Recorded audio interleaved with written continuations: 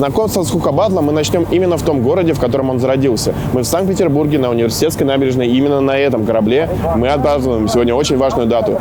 10 лет замечательному проекту Хука-баттл.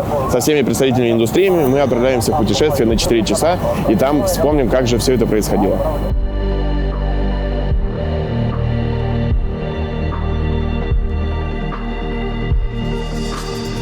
10 лет Хука-баттлу – очень значимая дата для нас и для индустрии в целом. И уже вот 3-я годовщина проходит непосредственно на корабле. Расскажи, как вообще пришла идея праздновать 31 августа годовщину Хука-баттла на кораблике? Ну, как ты знаешь, мы много лет путешествуем по разным странам с нашим Хука-баттлом, по разным выставкам. И вот однажды мы как-то ехали из Бразилии, кажется, назад в Россию. У нас была пересадка в Швейцарии. Вот. И так получилось, что в Швейцарии нас встретил один из акционеров Хука-баттла. У нас такая концепция, что много разных акционеров нашей организации из кальянной сферы есть вот в разных городах и странах. У нас такой краудфандинг. Вот, и были в гостях, и, значит, вот такие, думаем, как бы нам было бы здорово отмечать как-то вот свое, ну, не знаю, тогда было 7 лет, да, и вот он, человек сам не из Питера, да, из Швейцарии, подал идею, я вот к вам, когда, говорит, в Питер ездил, нужно, у вас самое красивое, это, конечно, реки и каналы, да, города, и почему бы вам не провести ваше мероприятие на корабле в Санкт-Петербурге? Мы такие, блин, мы же сами питерцы из Питера, как мы сами не додумались, почему-то пришла в голову эта идея человеку, который как бы как гость приезжает сюда, и мы решили провести эксперимент, взяли небольшой корабль, была камерная такая у нас тусовочка, ну, не такой, как сейчас корабль, но поменьше совсем. И всем так понравилось, было здорово, и мы решили повторять это каждый год. И сегодня вот мы нашли корабль, на котором может вместиться 100 человек, и где разрешают курить. Это большая проблема найти такой корабль. А сегодня 10 лет, мы в очередной раз на корабле, я очень счастлив, что мы с тобой тут разговариваем. Олег, как я и говорил ранее, 10 лет – это юбилей, это очень важная дата для нас всех. Но расскажи, для тебя, что же такое Хука-баттл? Слушай, для меня Хука-баттл – это… Я долго думал об этом вопросе. Я думаю, что это в первую очередь все-таки вот эта соревновательность. Осознание того, что в кальянной сфере, в кальянной индустрии тоже можно в чем-то состязаться. И в частности, состязаться в том, насколько интересно, насколько здорово ты приготовишь кальян. Это вот с этого начиналось. То есть первый Хука-баттл, который был еще до того, как начались официальные Хука-баттлы, был Хука-баттлом между чашкой Хука-Джон и каким-то китайским фарфором, понимаешь? И мы поспорили, один мастер с другим поспорил, кто сможет приготовить лучший кальян, независимо от того, на чем вот он готовит, на китайском фарфоре или на Хука-Джоне, понимаешь? И вот сама эта концепция состязательности для меня, наверное, является главным в Хука-баттле, независимо от того, где он проводится и какой формат этого батла. То есть это заведение, это кальяны. Мне очень нравится, что мы, как компания, привносим состязательность в эту сферу. Как я помню, твой кальянный путь начался как раз с Хука-баттла в 2011 году. Расскажи, как это было и с чего ты решил поучаствовать в кальянном соревновании? Да, слушай, действительно, все верно. 2011 год. Я на тот момент всего лишь там в районе полугода работал в заведении в Туле, кальянчиком, именно кальянчиком. И я увидел ВКонтакте, тогда еще контакт был очень модный, да, я ВКонтакте увидел объявление, что в Санкт-Петербурге будет первое такое вот массовое мероприятие, это битва кальянчиков международного уровня, все дела. И я загорелся идеей поучаствовать там, неважно даже, мне кажется, было с каким кальяном это было сделано и так далее и тому подобное, но тем не менее у меня была сама идея просто приехать в Санкт-Петербург и просто выступить от города Тулы. Я на тот момент занял 5-е место, что для меня, в принципе, уже было вау, в первую очередь. И, как ты правильно сказал, с того момента я начал развиваться и двигаться в кальянной индустрии. Легенды Хука-баттлов. Вообще слово «легенда» оно достаточно значимое. И все же я хочу понять, кто же такие легенды Хука-баттла и как вообще стать легендой? Рассказываю. У нас есть международный рейтинг, который называется Hall of Fame, зал славы Хука-баттл. Это такая онлайн-система. Можно посмотреть всем желающим у нас на сайте. В общем, каждый раз, когда какая-то команда где-то в какой-то стране, в любом ивенте у нас участвует, она получает определенные рейтинговые баллы в системе. И причем неважно, удалось если победить или просто ты поучаствовал и ничего не заработал. Например, первое место, если занял в ивенте, получаешь 10 баллов, а если ничего не занял, то там 2 балла. И многие участвуют, то есть мы придумали это, чтобы у нас была какая-то взаимосвязь между всеми ивентами. И вот мы подсчитали рейтинг за 10 лет истории. Поучаствовал у нас реально 1000 людей, 1000 команд. И там есть такая логика. Если ты набираешь больше 40 баллов, да, суммарно по всем ивентам, то становишься так называемой легендой Хукабатл. Это означает, что мы приглашаем тебя на корабль, оплачиваем перелет, проживание и награждаем на корабле серебряным перстнем легенды Хукабатла. Серебряный перстень позволяет тебе по твоему выбору стать судьей в любом Хукабатл на выбор. Вот, это первое. Второе, ну, есть разные еще там системы вознаграждений, но это такая внутренняя история. Вот, ну, множество там приоритетов и различных полезных штуковин. И сегодня, вот на 10 лет Хукабатл, у нас есть новые легенды, которых мы будем делать церемонию награждения этих легенд. И все будут на это смотреть. Я очень хорошо помню этот момент. Я находился в Владивостоке. У меня было в районе 3 часов ночи, и мне звонит Стас Митков. Стас Митков — это руководитель Хукабатла. И говорит: Егор, ты можешь мне прислать сейчас все свои участия, все свои места в Хукабатлах, где бы ты, как бы ты и где не выступал. Я говорю: Стас, ничего, что у меня сейчас 3 часа ночи, давай, может быть, завтра. Мне говорит: сейчас, это прям важный момент, нужно это сделать прямо сейчас. Я говорю: окей, Стас, хорошо. Я просыпаюсь, я пытаюсь вспомнить, я вспомнил абсолютно все. Я переслал Стасу, лег спать с спокойной душой. Проходит 2 часа, время 5 утра во Владивостоке. Мне опять звонит Стас, у меня сон очень чуткий на телефон, то есть я смотрю, звонит Стас, значит, что-то, ну, прям, это прям важно, видимо. Я беру трубку, Стас говорит: Егор, я не знаю, как так получилось, я не знаю, что произошло, но мы посчитали все твои баллы, и ты стал первой легендой Хукабатла. Я говорю: Стас, это замечательно звучит в 5 утра во Владивостоке. И что? Он говорит: слушай, ну, ты стал первой легендой, тебе полагается премия. Я говорю: с этого и надо было начинать, Стас. Да, и вот таким образом, да, я с просонья узнал о том, что я стал первой легендой Хукабатла. Как ты правильно опять же сказал, да, что легенда — такое весомое слово. Совсем недавно меня Дарксайд еще признал легендой. Это приятно. Сегодня, ну, во-первых, неформальное общение, приглашены очень разные люди из разных городов и даже стран. У нас тут есть ребята из Украины, из Турции, из Беларуси, по-моему, тоже. К сожалению, все еще закрыты границы, не все наши хорошие команды, друзья и судьи могут приехать. Обычно мы стараемся всех звать. Хорошая тусовка. Обычно это и участники, и судьи, и руководители брендов, и еще много кто. Сегодня мы будем вспоминать былые события, какие происходили у нас ивенты по Хукабатлу. Ну и самое главное — это церемония награждения самых крутых команд рейтинга Зала Славы Hall of Fame Хукабатл, где мы почтим с честью былые дни и наградим самых крутых участников.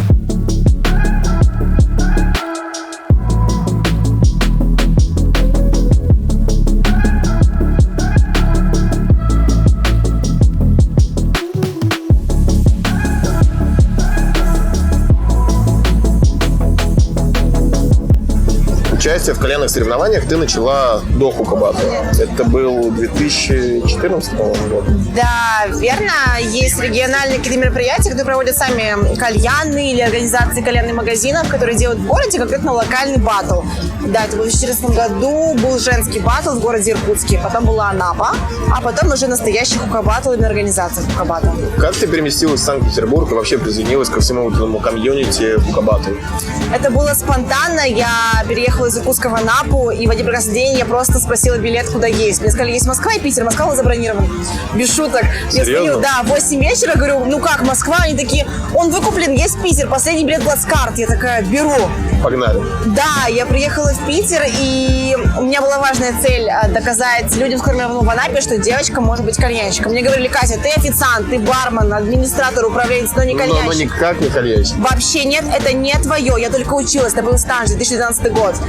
И я решила в Питере доказать, и пошла в батл. Спустя 4 года ты становишься второй легендой хукабатла. Да. То есть первая девушка, которая стала легендой. Да, мне было безумно приятно. Я почему-то думала, что это изменит все мое восприятие, но мне стало настолько это кайфово, классно, что, я девочка. Я среди мужчин, и я считаюсь лучшей. Неважно, кто об этом знает, мне приятно. Это самое первое и самое главное. Первый раз это было абсолютно спонтанное участие. Мне просто позвал знакомый, и уже на следующий день я выходила на сцену с обычным самым Халил Мамуном. Мне стало интересно дальше в этом деле попробовать, потому что я человек творческий, люблю сцену, и вот что-то хотелось сделать своими руками. И, наверное, самый как раз-таки такой яркий выход был, это был огромный трехэтажный торт, я из него выпрыгивала. Эту историю мне еще припоминают до сих пор, и было действительно очень сильно круто. Первый победитель, я думаю, ты его прекрасно помнишь.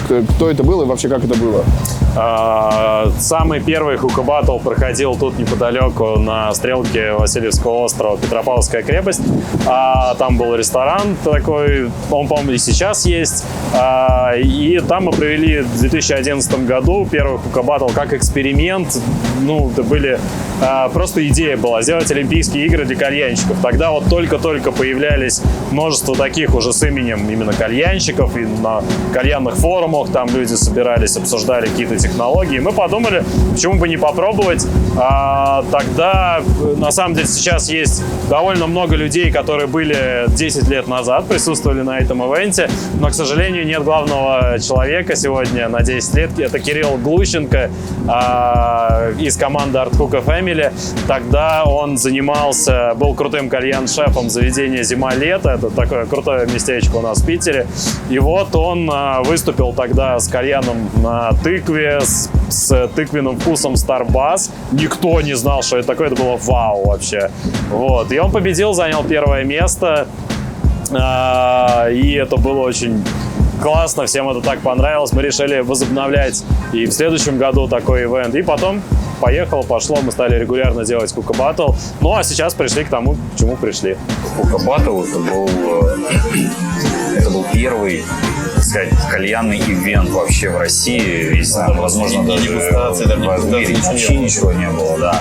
И после этого, конкретно после этого хукабатла пошло прям просто какое-то молниеносное развитие, потому что на следующий хукабатл он был еще мощнее, была уже крутая площадка, было огромное количество участников и просто зрителей, потому что все подтягивали своих друзей, своих каких-то, не знаю, я видел даже родственников, ребята приходили с родственниками, потому что, на тот момент это действительно было что-то первое, что-то необычное, и все мы плюс были молодыми. Сколько нам было тогда, не знаю, 20-22, плюс-минус где-то вот так. И, конечно, это было крутое время. И я во втором хукабатле я тоже участвовал, но тогда я уже занял, по-моему, 5-е или 6-е место. И, после этого я уже не участвовал, я просто много раз сидел в жюри, много раз просто приезжал смотреть. Уже какой-то такой прям сильной мотивации участвовать уже не было, но всегда было интересно наблюдать. Ася, ты являешься организатором крупнейшей кальянной выставки, которая проводится в Санкт-Петербурге, Хукабат-шоу. И все время ты поддерживала сообщество Хукабатл, и они проводили свои мероприятия у тебя на выставке. С чего пошла вот такая история взаимодействия? Понятное дело, что еще до того, как я делала выставки, я знала о Хукабатле, и когда я делала свое первое мероприятие, очевидно, что, конечно же, я позвала... 2016 год, да. Я, безусловно, позвала их к себе на мероприятие, и первое сотрудничество было очень успешным, и в дальнейшем мы продолжали. Впоследствии это стал Хукабатл World Cup, то есть центральный кубок Хукабатла. Мировой, да. И сейчас уже туда приезжают все самые ведущие победители предыдущих батлов с разных стран. И, как правило, это международное жюри. В общем, это самый высокий уровень батла, который может быть. Как вообще наши иностранные друзья из Европы, из Бразилии, как они вообще первоначально реагировали на формат вот этот соревновательный? Да слушай, все всегда хорошо реагировали. Даже если вспомнить несостоявшийся хукабатл в Египте, когда египтянам показали, что можно и такие еще кальяны делать, все это воспринимают с большим интересом. Потому что даже в тех странах, где сложилась традиция, где все курят на черном табаке, просто под фольгой, на множестве углей, еще что-то. Когда ты им показываешь, что с этим можно сделать что-то еще, они всегда очень положительно реагируют, они начинают креативить. Везде реакция очень классная. Но мне, наверное, запомнилась больше всего реакция в Бразилии, когда мы приехали в Бразилию первый раз. И у нас был какой-то невероятный недобор по командам. Нам не хватало, чтобы не соврать, грубо говоря, половина команд. Недобор был, да. И мы просто пошли по выставке, нашли ребят, которые пришли на выставку курить со своими собственными кальянами. Среди них нашли тех, у кого были кальяны интересные, кто уже без всяких хука-баттлов сам постарался сделать для себя интересный кальян своими руками. Мы их пригласили, и эти ребята, тут, по-моему, хука-бой, да, и этот парень взял первое место. Вот это да. Ну, такой креативный подход. Максимально, да. Так что, понимаешь, дело в том, что хука-баттл не просто так выстрелил. К нему, в общем-то, публика готова. Я не говорю про то, что все готовы делать какие-то интересные, ну, как бы смешные, какие-то замысловатые кальяны, но потребность в создании своих собственных кальянов, в которых выражается душа мастера, она везде существует. И поэтому публика, в принципе, везде готова к этому.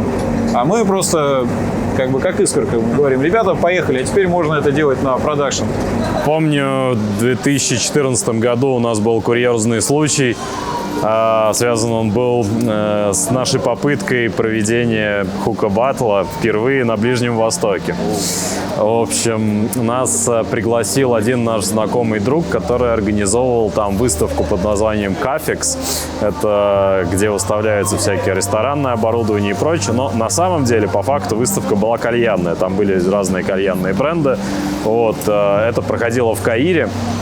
И, значит, спонсировалось, ну, мы туда поехали, договорились, будем делать там хука-баттл с российскими кальянщиками, египетскими кальянщиками. Мы прям набрали команды, были много кальянщиков, кто у нас был зарегистрирован прям вот из Египта, приколись, матерые египетские кальянщики, 14 год. Да, и все, мы приехали, значит, развернулись такие там. Ну, мы, естественно, с помощью наших там тогдашних партнеров делали рекламу по Египту, что вот будет там чемпионат, все дела. Вот, и все, день X, приехал, значит, Егор Чигридов со своим самоваром, там все наготове.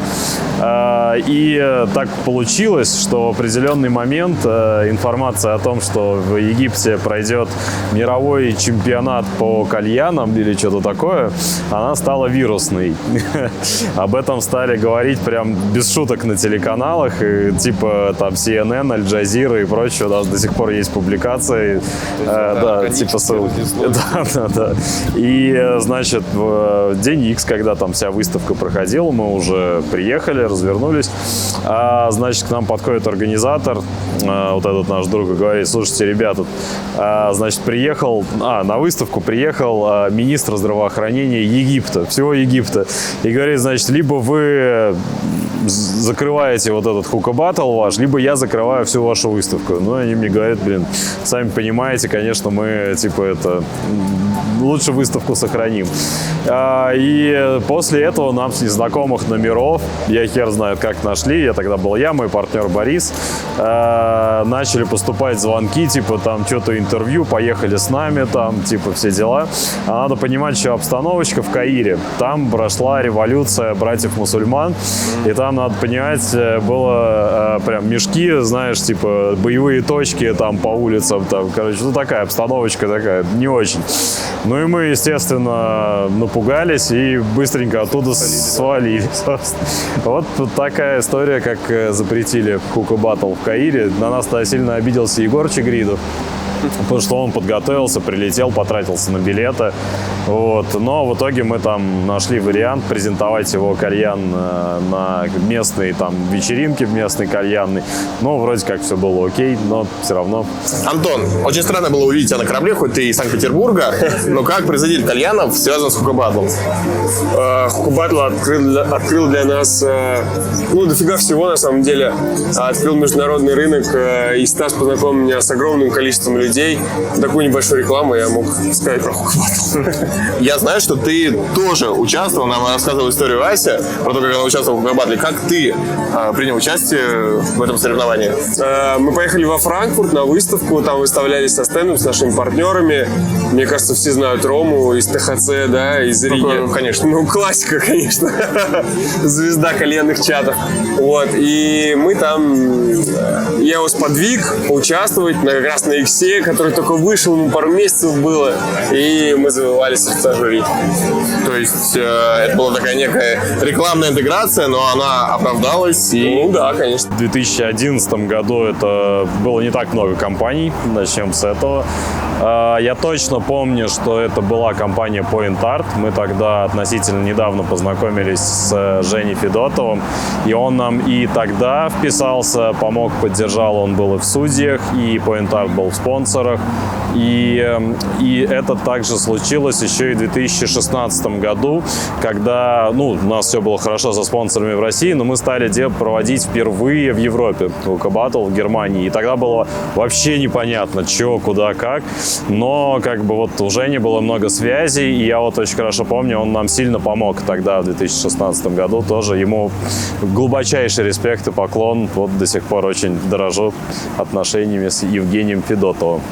Жень, ты, как и Кирилл Глущенко, участвовал в самом первом Hookah Battle, но не как участник, а непосредственно как судья. Как вообще так получилось, что ты принял участие в этом проекте?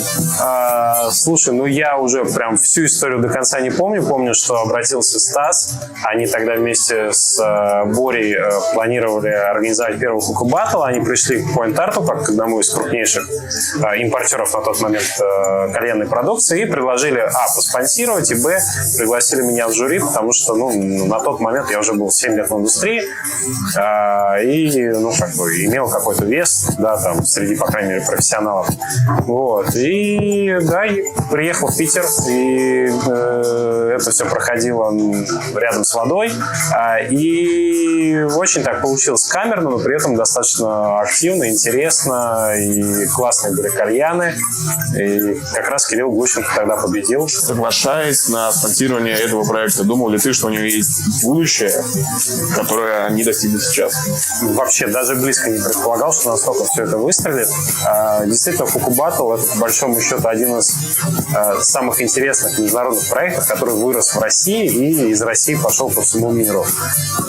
Даже близко не было мысли, что они зайдут так далеко. В 2016 году ты также помогал немного в организации Hookah Battle. Вот это был первый Hookah Battle за пределами РФ. Это был как раз Германия. Нет, там на самом деле было две вехи. Первый вех — это был первый Hookah Battle в Минске, который можно тоже считать первым международным. Я там тоже судил. Очень прикольно это проходило. Ребята сделали крутую подводку. Они, по сути, там наклеили себе усы, да, что Стас, что Боря, в таких старых советских костюмах записывали все видео. Кстати, в Минске на самом деле был очень крутой Hookah Battle. Там собралось очень много людей, действительно много, то есть это были сотни людей. Там присутствовал и стенд тогда еще Дубака, который потом превратился в Darkside. Там был и Артем Синяков, там один из призов забрал Игорь Коновалов со своим кальяном на плавленном сыре. И такой у него был поезд, который ездил там, Лего, по-моему, поезд, что-то такое, я уже точно не помню. Вот. Это был, по сути, первый международный Hookah Battle, а следующий, который уже реально был международным, это действительно, по-моему, 16-й год на выставке во Франкфурте. Ко мне обратился Стас с вопросом, могу ли я помочь с контактами зарубежных поставщиков и попробовать им прорекламировать, что такое Hookah Battle, чтобы они стали спонсорами, партнерами. И да, нам действительно удалось набрать несколько спонсоров. Не уверен, что прям всех, но там процентов 40 или 50 спонсоров, они пришли вот в наши рекомендации. Потому что Point Art уже какой-то был имя на международной арене. Мы просто сказали, что это российские ребята, которые рано или поздно придут во весь мир. Поддержите их, и люди поддержали, проплатили спонсорские пакеты и до сих пор, кстати, поддерживают. Что же для тебя означает Hookah Battle? Для меня Hookah Battle означает возможность для самых различных людей, которым нравится кальянная тусовка, кальяны, заводить международные знакомства, то есть объединять различные профессионалов, комьюнити, всю эту движуху во что-то одно, единое целое. Вот. И во многом есть множество кейсов, которые вот отражают именно то, чем мы занимаемся. Когда одни участники едут в другую страну, знакомятся с другими участниками, перенимают опыт, или это формат онлайн-шоу, где каждый видит, что происходит в какой-то одной или другой стране. В общем, коротко, это возможность кальянной тусовки из разных стран объединиться во что-то одно, да, и я вижу вот некую миссию именно в этом.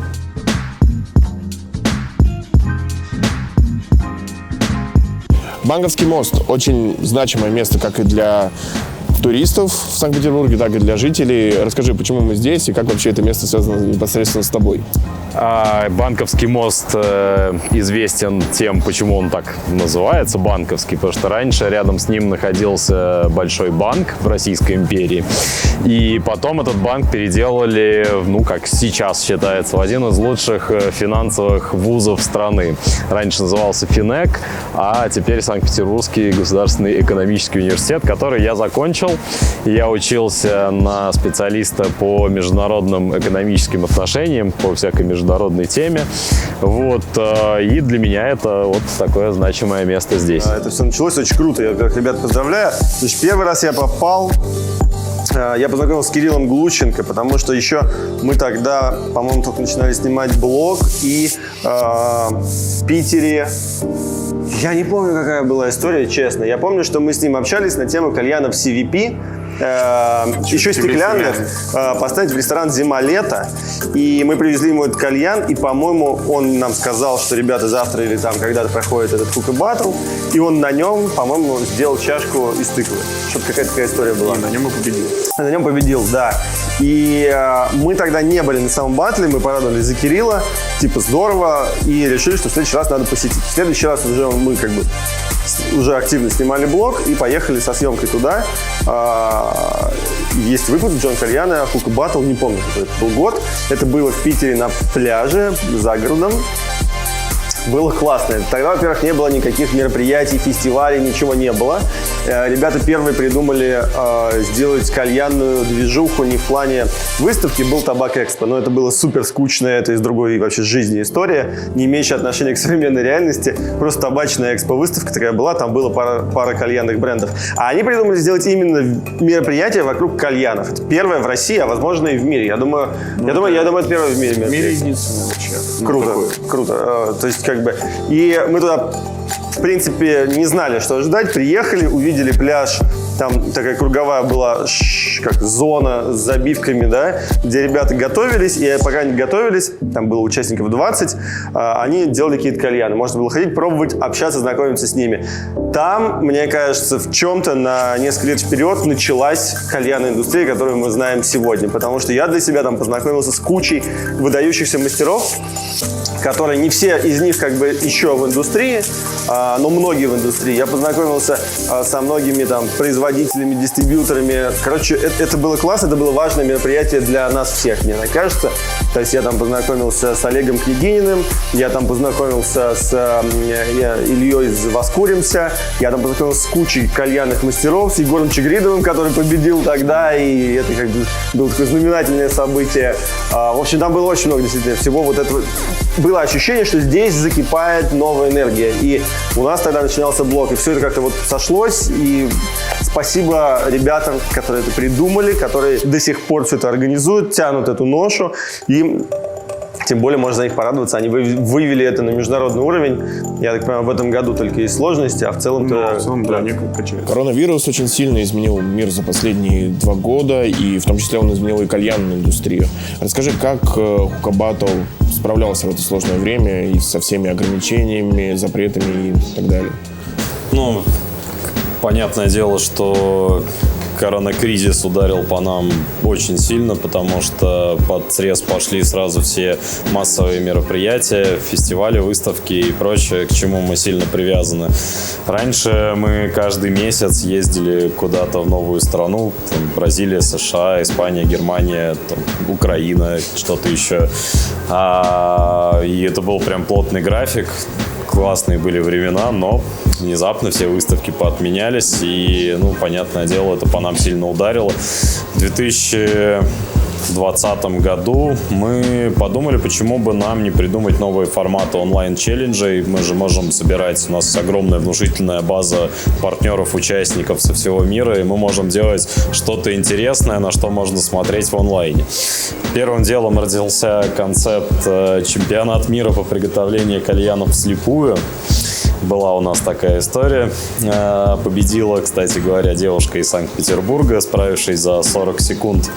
Нужно было на время приготовить кальян вслепую. Да, глазами, да, это все было в онлайне. Завязывались глаза, там был регламент, как это сделать. И участвовало 15 стран. И мы перемещались из одной страны в другую в режиме шоу. Вот. Хуже всего справились бразильцы. Лучше всего вот наши ребята из Питера. Ну, понятное дело. Потом мы придумали шоу, Олег подал, княгинин Олег, идею сделать шоу, где кальянщики отсылают почтой свой микс, какой-нибудь самый крутой из своей страны микс для кальяна, но еще и записывают видео про свой регион и какой идеей должен передавать этот микс, какое настроение. Получилось очень круто. Вышло, ну, тогда в прошлом году, 2020 год, да, поучаствовало 24 страны в одном шоу. Это был наш рекорд вообще за всю историю. И это было очень круто, потому что получилось такое travel-шоу про кальяны. Вот, то есть мы там, то мы перемещаемся куда-нибудь там на Филиппины, там чувак из своей кальянной рассказывает, вот у нас Филиппины, там такой микс, потом такой у нас национальный напиток есть, я попробовал из него сделать микс, вот, короче, и судьи, значит, курят, смотрят эту всю историю. Проникаются. Круто, да. И в этом году, поскольку проект сказался супер успешным, и было много желающих поучаствовать из России, а мы хотели, ну, чтобы разные страны были представлены, брали только двух из одной страны.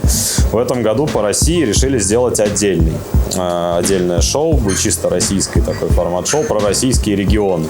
Оно, кстати, мы его будем снимать уже совсем скоро, 4 сентября. А те, кто победят в этом российском шоу, 3 команды, они уже перейдут в международное шоу автоматически. Ну, то есть вот, то есть, да. И на будущий год мы, наверное, попробуем реализовать это как лигу, то есть сперва проходит по каждой стране, то есть регионы Бразилии, США, там и так далее, а потом победители уже собираются в шоу Гран-при. Вот таким же образом мы поступили, придумали проект Shop and Lounge Award. Это невероятно сложный проект. Значит, это битва Hookah Battle для представителей кальянных и магазинов. Мы это провели впервые в России, где-то полгода назад. Собрали 170 участников кальянных и магазинов. Да, в итоге у нас победил по кальянным Джон Кальяна Lounge. Вот, по магазинам Best Shop из Казани. Вот, невероятно интересное было шоу. И мы это уже сейчас закончили в Украине, в Германии, в Испании. В скором времени заканчивается в США, в Турции. Потом у нас Чехия, Великобритания, Болгария и что-то еще могу забыть. Вот. А в конце года мы точно так же берем по победителю от каждой страны и делаем международный формат шоу. Типа вот победитель от России, вот такая у него кальянная.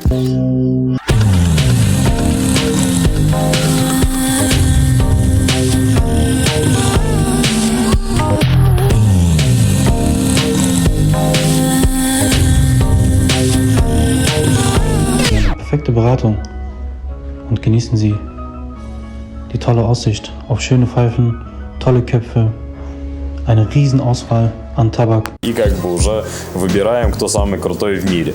Интересная движуха, очень сложно это все организовывать по странам, потому что у нас там мы делаем не просто онлайн-шоу, а еще интегрируем подарки там от производителей, партнеров, выстраиваем логистику этой всей истории, то есть представители кальянных получают отгрузки от производителей, и в каждой стране есть свои нюансы, свои законы, то есть, например, в Испании есть просто кальянные магазины, а есть так называемые эстанкос. Это шопы, которые могут торговать всем табачным. Они такие окологосударственные. Вот. В итоге мы сделали отдельно по этим эстанкос, отдельно по просто кальянным магазинам. В США свои законы в плане штатов, да, то есть там каждый штат свои нюансы в пересылке товаров, логистике там и так далее. В общем, очень сложно. Еще мы запустили интересный онлайн-проект Smoke Tricks. Значит, посмотрели мы на вейперов. Вот, если ты посмотришь в Ютубе запрос Smoke Tricks, будет много вейперных видео, которые собирают там по 30-40 миллионов просмотров. Мы решили, а почему никто ни разу не попробовал сделать это для кальянной сферы. Ну и выстроили тоже систему с лигой. В каждой стране мы выбирали какой-то табачный бренд, вместе с кем это делаем. В России сделали с Dark Side. Очень прикольное видео есть у победителя. То есть высылается набор мерча и табака, и участнику нужно снять видео, как он делает триксы, какие-то колечки или там медузы, да все что угодно. Очень прикольно вышло, людям нравится смотреть, большая активность. Закончили этот концепт в Испании, в Украине, и сейчас еще идет в США, в Германии и каких-то других странах. И вот, да, интересно получается. Вот мы хотим выстраивать такую концепцию, что мы в течение года делаем разные форматы челленджей по конкретной стране, а потом берем по победителя от этих челленджей и в конце года уже делаем гран-при, то есть типа по победителям от каждой страны. Посмотрим, что из этого выйдет. Паш, как ни странно, ты тоже участвовал в Кука-батле. Я знаю, у тебя это достаточно необычная история была. Расскажи вообще, как это было. Это был 2015 год, как сейчас помню, 19 декабря. Просто прям перед интервью посмотрел видео. Вот, это была очередная дегустация Dark Side, только там первое начало дегустации, 15 год. Dark Side только выходит на рынок, и совместно с Кука-батлом мы проводим презентацию всех вкусов в одном зале, и параллельно идет Кука-батл в другом зале. Вот. И Станислав Митков подошел как в перерыве, говорит, у меня один человек слился с батла, можете занять время, чтобы там другая команда успела подготовиться к самому выступлению, что не просто выступить. Вот я говорю, да, без проблем, в принципе, могу выступить. Вот, вышел. Я не подготовленного кальяна, вообще просто, да, Митков говорит, просто выйдешь, что-нибудь скажешь, я говорю, ну окей, попробую. Просто я взял просто Starbucks, просто чашку, забил на Dark Side, вышел, и прям было 3 минуты стендапа. Вот есть видео, кто там был, может помнить, прям 3 минуты я со сцены там шутил, просто прям все дико смеялись. И там даже потом был приз зрительских симпатий, там сердечки бросали в коробки. Я там занял, по-моему, какое-то 2-е или 3-е место, просто там мне накидали, потому что было прям очень смешно. Я прям взорвал, Антон прям вообще-то очень сильно смеялся.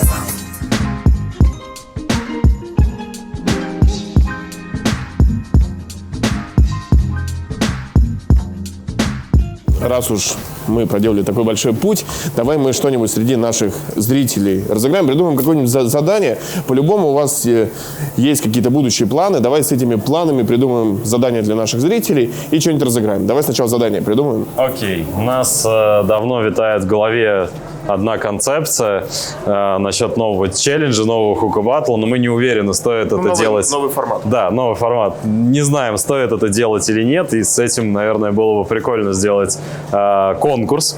В общем, рассказываю про формат. Это литературный баттл. То есть, начну издалека. Все по-разному потребляют контент. Кто-то смотрит YouTube-канал, кто-то листает Instagram картинками, да, а кому-то нравится читать какие-то истории, просто текст, да, есть разные платформы, где это происходит, там Reddit, Leprozorий, там Хабр, что-то такое. Вот, и мы хотим сделать такую штуку, значит, кальянщикам нужно написать случай из жизни, ну вот именно из работы, скорее, да, типа, что это произошло у вас, какой-то курьезный случай, или что-то связанное с профессиональной деятельностью, истории про кальяны. Вот, и мы хотим сделать такой формат, что отбираем из 100 историй 10. Из этих 10 судьи потом в режиме онлайн-стрима зачитывают их аудитории, и судьи выбирают победителей. Ну, то есть это через сетку, да? Победители по стране, затем мы это делаем в другой стране, на другом языке, и в конце года победители должны будут снять экранизацию, своей истории, то есть экранизация от каждой страны. Но базовый формат — это именно написать, типа, вот, истории из кальяна, то есть просто текст. И вот мы не знаем, зайдет это или не зайдет, и я хочу попросить твоих подписчиков написать в комментариях, что вы думаете насчет такого формата, могут ли у него быть подводные камни, хорошая идея, плохая, стоит запускать или нет. Вот, интересно ли будет читать истории, кальянщик. Напишите в комментариях. Окей. Это мы сейчас все отключим. И приз, я хочу рассказать. В общем, я не так давно был в Стамбуле, и я был в гостях у человека, который представляет интересы хукка-батла в Турции. Он занимается производством кальянов. Вот были кальяны турецкие старые. Знаешь, в России начали делать современные кальяны, а есть вот человек, который, его зовут Айхан Булут, он делает современные кальяны в Турции. Это такие турецкий New Age. И вот они недавно сделали портативный прикольный кальян, которого в России вы не найдете. Я получил этот кальян от него, и я хочу разыграть вот этот вот кальян. Он идет в чехле, такой красивой, симпатичной сумочке. Вы его можете курить на природе, брать с собой там в гости к друзьям. Я его пробовал, курил. Очень хорошая штуковина, отлично курится, все очень качественная штуковина. В общем, в России его не найти, нигде не купить, во всяком случае, пока. А тот, кто напишет самый интересный вот комментарий насчет нашей вот идеи вот этого литературного батла, его плюсы и минусы, собственно, я думаю, ты сможешь выбрать, и мы отправим в подарок вот этот классный кальян. Все получается максимально просто. Подписывайтесь на канал, ставите лайк под видео, в комментариях пишите, нужен ли хукка-батлу формат соревнований в формате истории, то есть кальянные истории, которые проходили там на смене, может быть, не знаю, в магазине, может, связано с какой-то другой деятельностью, но так или иначе связано с кальяном. Нужно ли это хукка-батлу и с чем это может столкнуться? Супер, Стас! Я так рад, что мы наконец-то заканчиваем этот выпуск, и скоро он уже появится на канале. Тебе огромное спасибо за участие, и всем, кто участвовал в этом проекте, тоже большое спасибо. Мы двигаемся дальше, ну а вы, самое главное, живите со вкусом.